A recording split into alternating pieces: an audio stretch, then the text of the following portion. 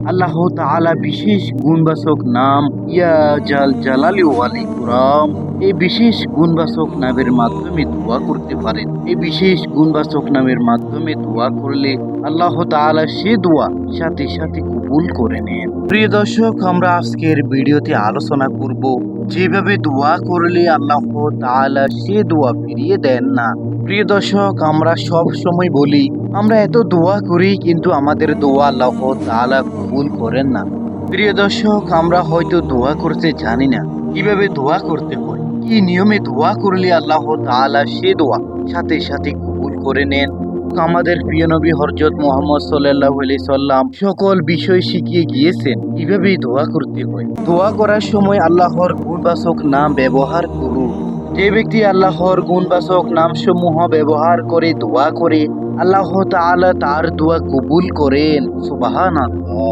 হাদিসের আলোকে আমরা জানতে পারলাম যখনই আপনি দোয়া করবেন আল্লাহ তাআলা সিফাতি গুণবাচক নামের মাধ্যমে দোয়া করলে আল্লাহ তাআলা সে দোয়া সাথে সাথে কবুল করে নেন। প্রিয় দর্শক, আপনি চাইলে আল্লাহ তাআলা বিশেষ গুণবাচক নাম ইয়া জাল জালালি ওয়াল ইকরাম, এই বিশেষ গুণবাচক নামের মাধ্যমে দোয়া করতে পারেন। এই বিশেষ গুণবাচক নামের মাধ্যমে দোয়া করলে আল্লাহ তাআলা সে দোয়া সাথে সাথে কবুল করে নেন এবং বান্দার মনের সকল নেক আশা পূরণ করে দেন।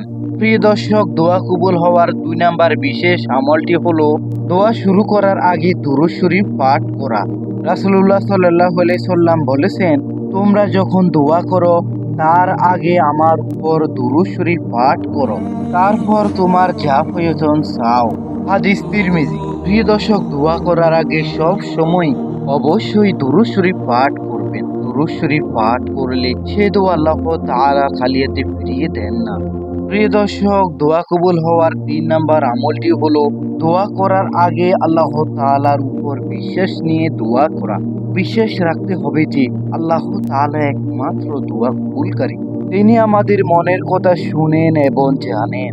অবশ্যই আপনাকে সে বিশ্বাস রেখেই দোয়া করতে হবে। প্রিয় দর্শক, হাদিসে এসেছে আল্লাহর কাছে এমন ভাবে দোয়া করো যেন তুমি নিশ্চিত যে তিনি কবুল করবেন। সুবহানাল্লাহ। হাদিস তিরমিজি। প্রিয় দর্শক, আজকের ভিডিওটি এই পর্যন্ত।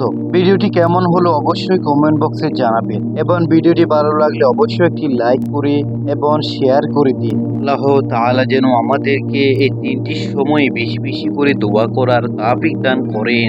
আমিন।